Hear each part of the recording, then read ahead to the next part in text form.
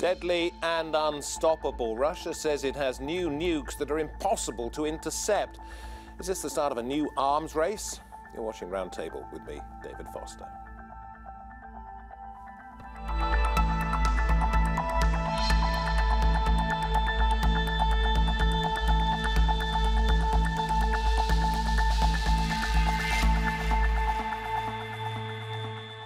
Well, the Kremlin says, no, there is no sort of arms race, while others suggest this is simply pre-election posturing from Vladimir Putin. What is really going on?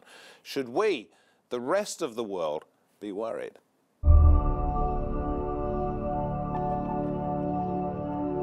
Stockpiling nuclear weapons and preparing for global nuclear war.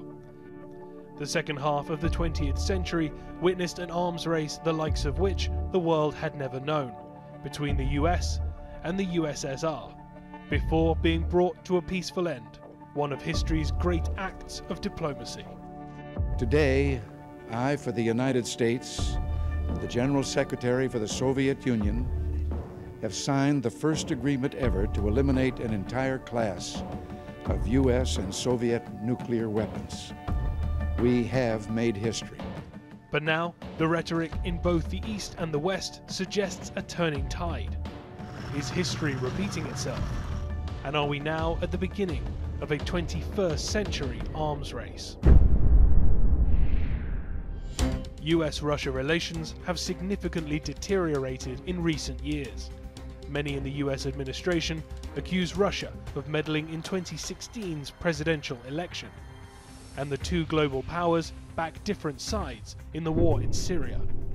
A recent speech from Russian President Vladimir Putin made for uncomfortable viewing in Washington.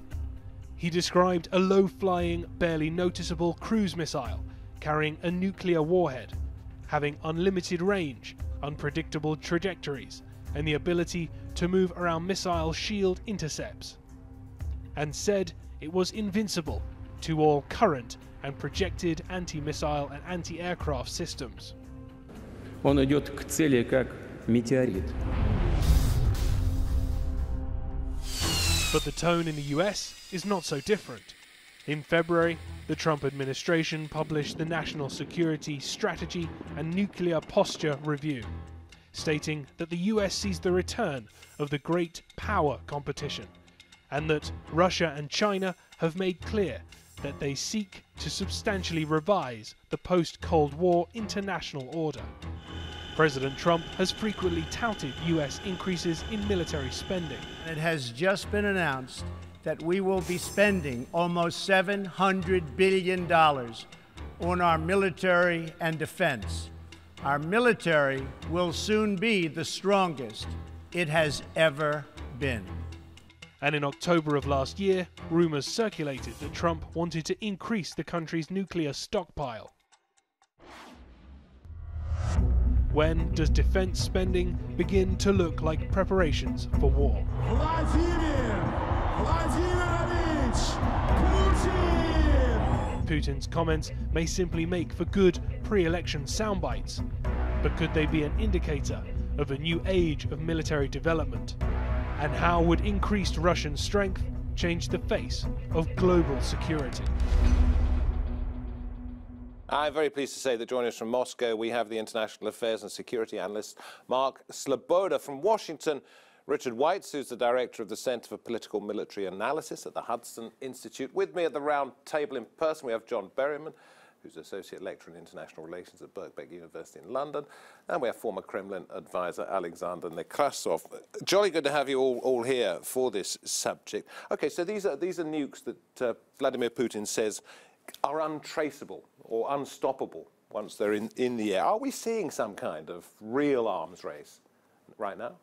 Well, first of all, I don't understand why everybody is saying that Russia has initiated this arms race when we have America developing new modern systems, including the very powerful conventional missiles that have exactly the same power as nuclear ones, but are faster 10 times. And for the Americans to start saying, well, Putin is threatening us, he's threatening the world, Putin is just making one point, that if you dare attack Russia, you will pay for it. And I think it's a very fair point.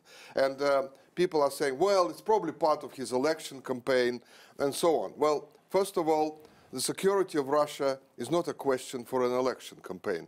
It's an eternal question. No, but it does show your electorate that you are a strong man. Yes, but the electorate need to know that the country is protected. Because look at Trump, look at others, look at the way they're threatening Russia, look at the NATO troops on the borders of Russia. Okay. Russia is always accused of being aggressive. I don't see Russia being aggressive. I see countries like America and European countries and some others being very aggressive. So Putin had to make this point. Is it realistic, Mark Sleboda, that there are new missiles that cannot be detected, or are we basically seeing some kind of smokescreen, which is, look, we can go bigger, we can go better, when in reality that isn't the case? Well, there certainly have been developments on all sides of military measures. And what we're actually talking about, some of what the Russian president presented, we're talking hypersonic missiles, hypersonic glide vehicles. These are means to deliver nuclear warheads. We're also talking about underwater drones that are effectively underwater cruise missiles, and cruise missiles that are also flying at near hypersonic speeds with very low heat signatures, with practically infinite range, which means the nuclear missile, SARMAT, for example, can be fired. Mark, I'm just going to jump in here because that's what we're talking about. I understand that, but do these things really exist? Can they evade detection? Absolutely. I mean, there's already the U.S. military publications have already talked about the test fire from MiGs of the Kinjal, this hypersonic missile, which is probably the only that's actually at the deployment stage. Okay, Mark, thank you. From Moscow to Washington, D.C. and Richard Weitz. I mean, are the Americans concerned about this? And is the rhetoric we hear back from the U.S. that we're not bothered about this, again, another kind of smokescreen, that there are concerns? I would say there are concerns, but there's an understanding. What we're seeing here is a cycle. The Russian nuclear forces were severely degraded when they began as an independent country. The Soviet arsenal fell apart, and parts were found in Ukraine, Belarus, elsewhere. So the Russians had to basically reconstruct their nuclear forces. And they've been doing that not very effectively in the first decade of independence, but since, say, maybe the last 10 years, they've made more directed effort, more success.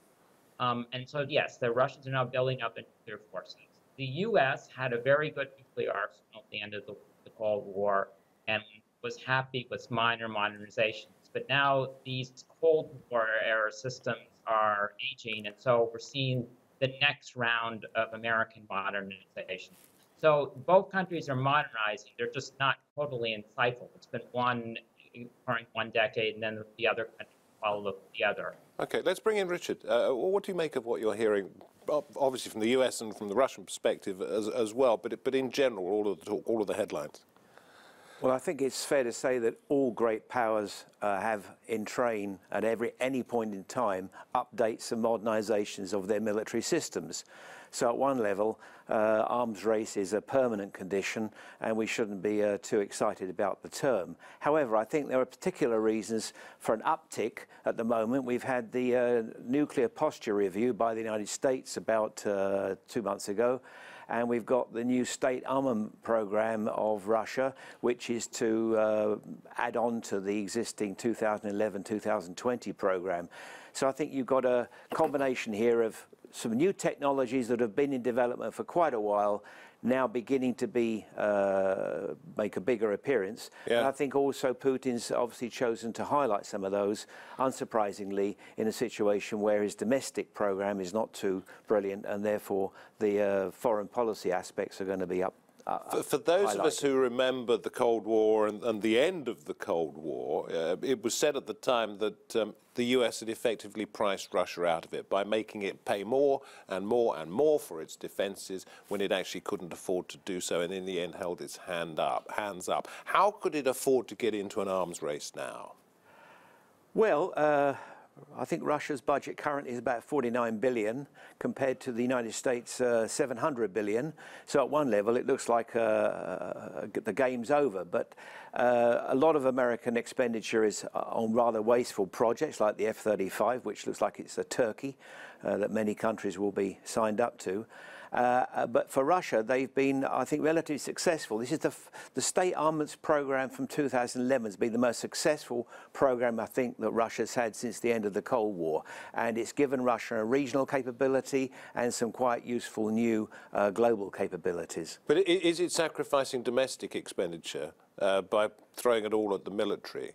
No, the 49 billion at the moment is a reduction from about 54 billion, and that was that reduction was a reflection of the difficulties that sanctions have brought. So Russia has a financial problem with this, perhaps? As a proportion of its budget, it's a higher proportion than it is, say, in the United Kingdom or in Germany. I see Mark shaking his head. Alex, we'll come back to you in just a moment, but you were disagreeing, I guess, by shaking your head with something that Richard was saying, Mark. Yes, I mean, we're talking 5 to 6% of Russia's budget is being spent on the military at this point. That by no means is coming at the cost of domestic programs. In fact, education, in the same speech, Putin talked about raising education and infrastructure spending. Russia also doesn't have a $20 trillion national debt and isn't trying to play global military hegemon with over 1,000 military bases around the world. So there's a difference in priorities, and it's not exactly a head-to-head match. Can Russia afford this? Well, I think Russia can afford this, but I think we are missing one point. The times have changed. Now we have new types of warfare. You can now basically disable the enemy's missiles by cyber war, by satellites, by lasers. So I think gradually the world is moving to a different stage where if you have 1,000, 2,000 missiles, you might actually find yourself in a situation when you can't use them. And that is why I think the Russians are in a better position, because they understand that and the Americans don't. The Americans still think that 700 billion military budget makes them superior in all sense, and that sort of protects their country forever. It doesn't.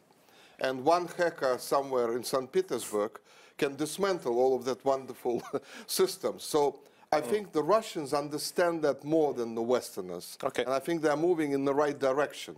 John, and apologies for referring to you as Richard earlier on. I mean, is this the reality, that we've actually got a mutually assured destruction threat that doesn't really exist because all of these missiles can be disabled, and yet the Russians are saying ours can bypass your defences? Yeah, I would, I think, make the following point. It seems to me that the programs currently in train are not going to substantially affect strategic stability, but I think a lot of the new systems are super fast, and they are going to make it very difficult for decision makers in any potential crisis as compared to what we had 15, 20 years ago. And also, there are at the moment no arms control, confidence and building security measures around some of the new systems. So I do think that we're going to be entering a much more unstable system than we had previously. And the Cold War for the Soviet Union and the United States in those 40 years was in many respects handled in a very sober and sensible way compared to the rather hysterical tone and rather vituperative tone which you find in Western relations with Russia right now. Richard, we're living in a different world now, not only with Vladimir Putin in the Kremlin, where he has been for a very long time, but with the new occupant of the White House as well. Yeah, I would emphasize, though, as your previous speaker, the complexities of the new technologies. One of your speakers mentioned cyber. That, those effects are very uncertain. It's unknown how they're going to affect the relationship between Russia and the United States in terms of their nuclear forces. There's also counter-space weapons that can be used to take down satellites. The hypersonic systems Mark discussed are very difficult to respond to because of their speed and unpredictable trajectory. And so all these factors are alarming arms control experts that even if we're able to continue the traditional Russia-U.S. strategic arms control measures, we've got to have some way of dealing with all these other implications for strategic stability, all these factors that in a crisis could rapidly compound. So if a satellite goes offline, is it because the Russians did it, or is it because of just a faulty cyber reaction to something? And so this is going to be a much more precarious situation in the coming decades. Mark, does Russia see a real threat in Eastern Europe and with perhaps the expansion of NATO, or are we just seeing what could be, in effect, a remake with the United States instead of Britain of the 19th century great game where two major powers played one off against the other? Well, first of all, we're not dealing with just two major powers. There is a great game. This isn't simply a race between the U.S. and Russia. There are multiple powers all working on these very same weapons and have been for a long time. Anyone who hasn't realized we're in an arms race hasn't been paying attention since about 2002. India, China, the EU, the US, and Russia are all developing all of these weapons right now. So this is a response to two things. One, the US unilaterally pulling out of the anti-ballistic missile treaty, which Russia does see as a threat to strategic parity and to the logic of mutually assured destruction, which has the potential to give the United States in the future, as it compounds layers on ballistic missile defense in Poland, Romania, South Korea, a sea with the Aegis system, a potential first strike capability, and Russia simply can't allow that.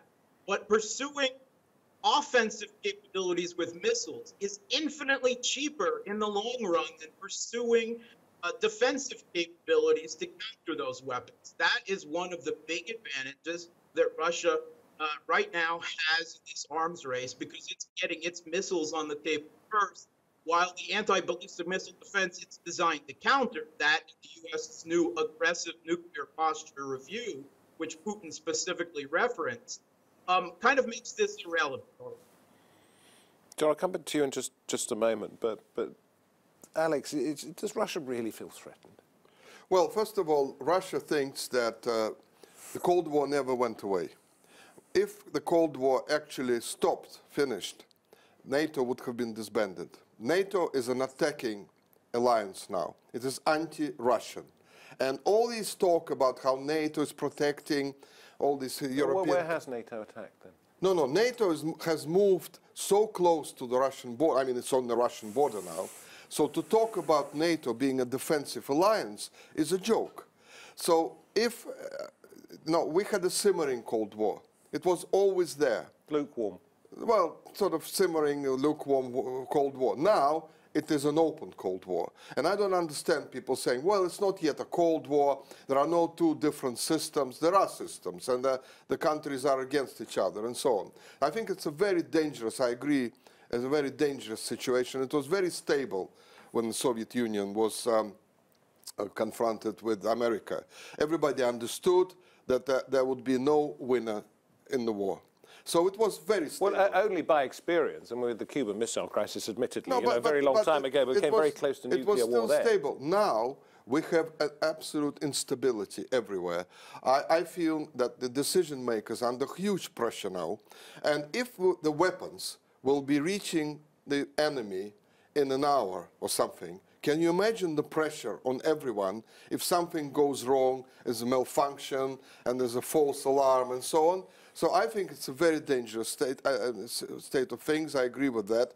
And I think the only way out of here is that we have to have an international security system back in place. We have nothing now. The UN, useless, absolutely useless. We need to create a new framework, and I don't see any framework. There is no framework. There is not even a hotline which works properly between America, China, Russia. There's nothing. It's a new world order, and it's a dangerous world order.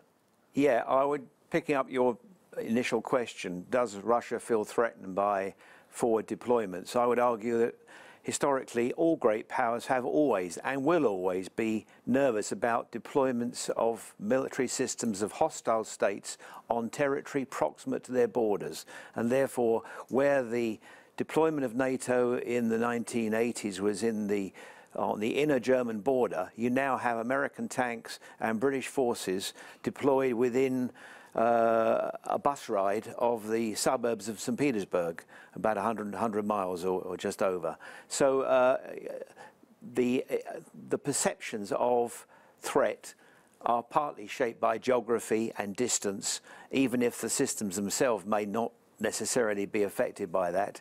And therefore I would argue that Russia does have grounds to be concerned about what it perceives to be an encirclement, especially given the fact that Russia has almost no overseas bases, and the United States, of course, has, as one of your colleagues earlier mentioned, getting on for about 600 bases around the world. Richard, justifiably, Russia feels threatened. That's the suggestion. Let's just focus on the issue we're talking about now, the arms race. Can I just get an answer to that question, that Russia justifiably, according to our guest, feels threatened? I would say the Russian officials I meet with say, yes, they feel threatened. I mean, whether they are or not, I can't tell. Some things I don't consider threatening, such as U.S. missile defenses, because they're of limited capability. Whereas other actions, perhaps more legitimately so. But forward deployments so close to major Russian cities? That can be seen as threatening. It was partly Russia's fault, because since if we hadn't had the Crimea annexation, the U.S. forces wouldn't have moved and so semi-permanently so close to Russia. So yes, but it's a bit of a security dilemma. Okay, I'll come back to you and ask you how you think this can be solved in just a moment. John, you wanted to say something, then we'll go to Mark. I think Richard referred to the defensive character of missile defense systems that America is deploying. I would point out that Putin, since 2000, has made it perfectly clear that, in his view, many of these installations with radar systems and tracking systems could well be with not too much difficulty, sweetened up to become part of an offensive system which would have a preemptive capability, and to that extent even defensive systems, as they are labelled by one protagonist, can be seen to have an offensive potential by the other side. Mark, do you think Russia would welcome some kind of intermediary, as suggested by Alexander Nekrassov here, or is it quite happy to continue sort of puffing its chest out and saying, look, we've got this, we can take you on? Russia has been begging for a renewed security architecture discussion since well before 2007.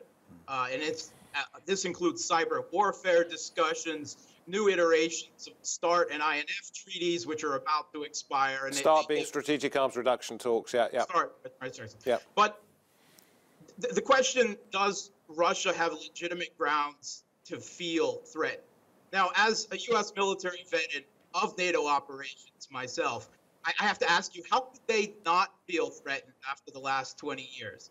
Between NATO and NATO member states in Serbia, Iraq, Libya, Syria, Yemen, and multiple of other countries. Obama was bombing 9 countries around the world when he left office. How could Russia not feel threatened? Very quickly, I'm going to go to Richard, then back to Alex. How does this end?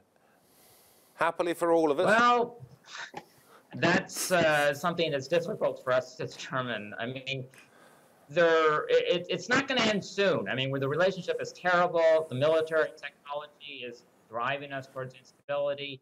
Both countries are in a remodernization cycle. And what's going to break that? I don't see anything immediately. I mean, long term, there could be common concerns again. After the terrorist attacks in the United States, we had a lesson in the attention. At the end of the Cold War, we did. Maybe future concern about China might drive closer together. But at the moment, I don't see anything near term. Okay. Alex, how do we sleep at night? Well, I think, first of all, we need to have the big powers having some sort of a better dialogue with each other. At the moment, there is nothing. There is absolutely nothing. I have been instrumental in the past as a special advisor in setting up, helping to set up direct links between Moscow, London, Washington, and so on. There was also a sort of a soft diplomacy. Is there a desire for that now? Well, I don't see, well, the desire is always there, because nobody wants to die in a nuclear conflict and so on. I don't really see those special advisors, you know, when there is a crisis, they're flying between capitals and trying to sort out the mess.